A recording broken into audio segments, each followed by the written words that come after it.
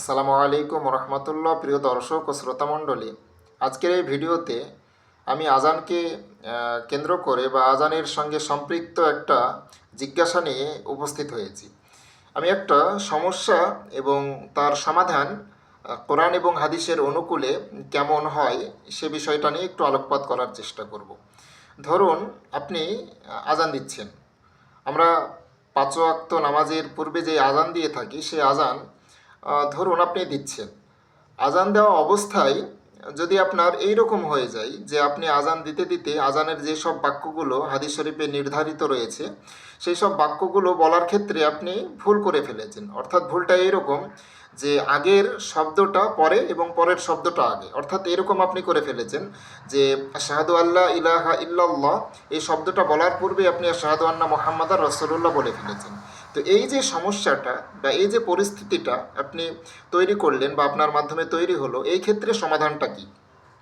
তো এই ক্ষেত্রে সমাধান দিতে গিয়ে পূর্ববর্তী আমাদের যেনারা আইমায়ে কেরাম বা সলফে সালিহিন, অর্থাৎ আমাদের পূর্ববর্তী যিনারা ইমামুল আসর ছিলেন, যিনারা বড় বড় মুহাদ্দিস, যিনারা বড় বড় ফাকিহ ছিলেন, তো তেনারা এই বিষয়টাকে সামনে রেখে ফয়সালা দিয়েছেন যে এই রকম যে যদি কোনো ব্যক্তি আজান দেওয়া অবস্থায় এই রকম সমস্যার সম্মুখীন হয় যে আজান দিতে দিতে আগের শব্দ পরে এবং পরের শব্দ আগে এরকম করে ফেলেছে, তো সেই ক্ষেত্রে ইমামগণ ফয়সালা দিয়েছেন কোরআন এবং হাদিসকে সামনে রেখে যে যেই জায়গা থেকে ভুলটা শুরু হয়েছে সেই জায়গা থেকেই পুনরায় আজানটা দিতে হবে। এটা হচ্ছে সমাধান, যে যেই জায়গা থেকে ভুলটা শুরু হলো ঠিক সেই জায়গা থেকেই আবার পুনরায় আজান দিতে হবে।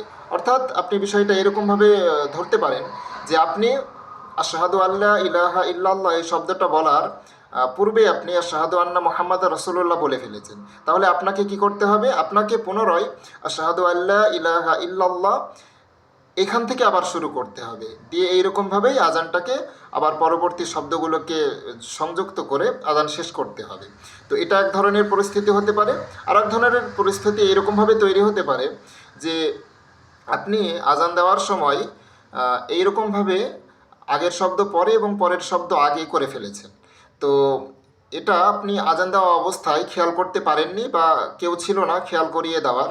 তো সেই ক্ষেত্রে আপনি এই ভুল এর মধ্যে দিয়ে বা আগের শব্দ পরে পরের শব্দ আগে এইরকমভাবে আপনি আজানকে সম্পূর্ণ করে ফেলেছেন এবং আপনি নামাজও পড়ে ফেলেছেন। তো সেই ক্ষেত্রে কোনো ক্ষতি হবে কি হবে না, তো এই বিষয়ে ফতোয়াতুল হিন্দে বা ফতোয়ায়ে হিন্দে বা ফতোয়ায়ে আলমগীরের মধ্যে উল্লেখ করেছেন ইমামগণ বা পূর্ববর্তী যেনারা ফাকিহ ছিলেন যে এই রকম অবস্থায় যে আজান আপনি ভুলভাবে হয়তো দেওয়া হয়ে গেছে এবং আপনি সেই আজানের পরে জামাত হয়ে গেছে এবং পরবর্তীতে আপনার মনে পড়েছে যে আজান হয়তো ভুল হয়ে গেছে, তো সেই ক্ষেত্রে ফতোয়া হচ্ছে এইটা, সেই ক্ষেত্রে ফয়সালা হচ্ছে এইটা যে সে আজানেই আপনার নামাজটা বিশুদ্ধ হয়ে গিয়েছে, সেই আজান ভুল হওয়ার কারণে আপনার নামাজের কোনো রকম ব্যাঘাত ঘটেনি এবং নামাজ আপনার পুনরায় আদায় করার কোনো দরকার হবে না।